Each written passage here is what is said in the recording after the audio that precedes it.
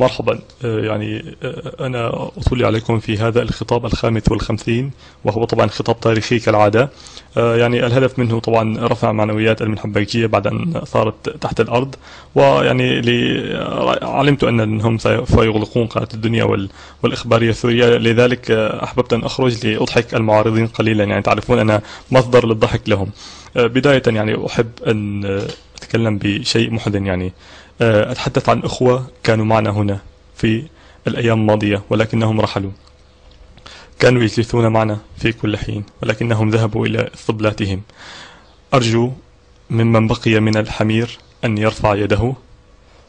لا، أنا قلت يرفع يده وليس يقف. نعم، لا تقفوا، فقط ارفعوا أيديكم. نعم، ما شاء الله الكل حمير هنا في هذا المجلس. بداية أحب أن أنوه أن هذا الخطاب سوف يكون لمدة كبيرة جدا طويلة. أحاول به أن أنافس القذافي لعنة الله عليه وعلى والدي المقبور، أحاكي السيناريو الليبي. طبعا تعرفون سحب السفراء ثم إغلاق القنوات، ثم الخطاب التاريخي الخاص بي وليس يخرج. طبعا الآن سوف أتحدث أنا في كلام كبير جدا. نعود لموضوع مهم. نحن سنتحاور مع المعارضة، نحن جاهدون جاهدية كاملة للتحاور مع المعارضة، ولكن نحن سنتحاور مع المعارضة التي لا تطالب بإسقاط النظام، والمعارضة التي لا تطالب بتغيير أو الانتقال السياسي للسلطة، والمعارضة التي لا تطالب بسحب الآليات، والمعارضة التي تقول عن قتل الشبيحة أنهم شهداء، والمعارضة التي تقف ضد المؤامرة الخارجية الكونية، والمعارضة التي ترفض ما يسمونه الإرشادات الخليجية والغربية طبعا، والمعارضة التي لا تعترف بالفيسبوك وتعترف بالتويتر فقط. نريد معارضة شبيهة بالأستاذ القدير هيثم مناع. وطبعا لا ننسى أن الأستاذ الأول في المعارضة هي قدر جميل الذي رأيناه في مجلس الحمير، هذا هو معنا الآن. هذه المعارضة التي نطلبها. طبعا المنحبيكية يظنون أن هذا هو خطاب النصر. تعرفون أنني الآن أقف في نصف في قمة مجلس الشعب، وهذا النصر تحقق لي. استطعت الخروج من القصر الجمهوري إلى مجلس الشعب، وأعتقد أن في هذا تحقيق نصر كبير بعد أن أصبح الجيش حر في دمشق يصول ويجول. البارحة كان هناك اشتباكات بالعباثيين، ولكن نحن حققنا النصر، استطعنا دحر المؤامرة، واستطعنا كشف كذب سبيستون والمحقق كونان. المحقق كونان الذي يقوم بكشف القضية كل حلقة مدتها 20 دقيقة، نحن استطعنا كشف الجنات في مجزرة الحولة خلال 3 دقائق فقط. عندما سمعنا فورا قلنا أنهم قتلوا أنفسهم حتى يستجلبوا التدخل الخارجي. طبعا نتحدث عن الكثرة في الآونة الأخيرة الطلبات. سيادة الرئيس أرجوك احسم، أرجوك ارتدي البدلة العسكرية، أرجوك اقضي على الإرهاب، أرجوك يظنون أنني أم عمار. يتصلون ويقولون نريد أغنية كذا كذا ونهديها لابن خالتي بمناسبة التسريح والزواج بمناسبة الولادة. أنا لست هنا لألفظ الطلبات. قبل أن تأمروني بالحسم وهذه الأمور، أنا أريد فقط أن أخرج من قصر الجمهوري إلى مكان آخر. هذا كل ما أريده. هل أحد قام بتنفيذ طلبي؟ لا، ولكن أنتم فقط تطلبون ولا تستمعون لمطالبي أنا. تأخذني الذكرى للخطاب الأول الذي ألقيته في مجلس الشعب منذ القديم.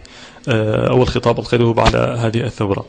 بصراحة أحب أن أنوه على موضوع أن تفاعل الأعضاء الماضيين كانوا أكثر منكم. كانوا ما بين التصفيق وما بين ذاك الذي قال الوطن العربي قال عليك يا سيد الرئيس لازم تحكم المجرات، والآخر الذي قال لا أعرف.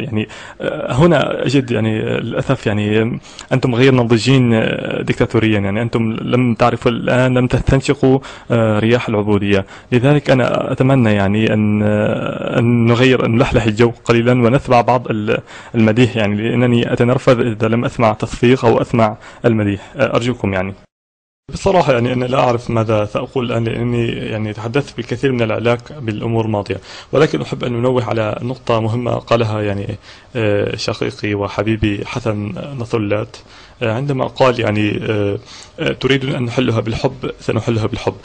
صدقون يعني أن هنا يعني شرشرت دموعي وأصبحت أبكي وبكي كل من في القصر الجمهوري، يعني مشاعر جياشة من يعني من هذا الإنسان، يعني حب ووئام ولئام وهذه الأمور. يعني بصراحة أنا يعني معجب بحسن، وأحب أن أقول له أنت نجمي المفضل، وأتمنى أن يعني أحصل على توقيعي.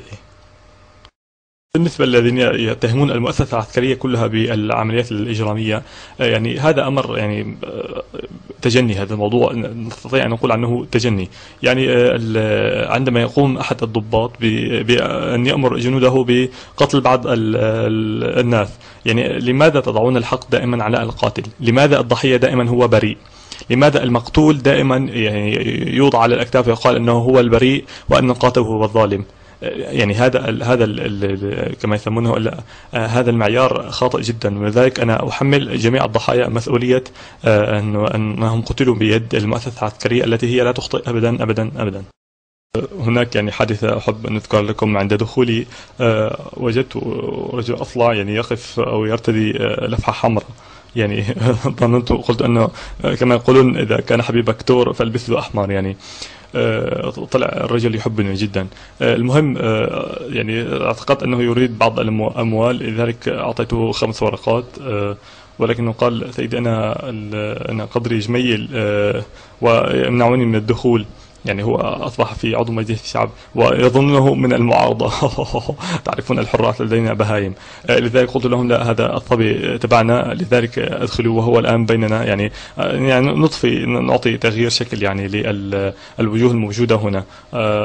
ولذلك يعني أنا بصفتي رئيس وأهتم بأمور الشعب تكرمت عليه وأدخلته لتكمل التمثيلية.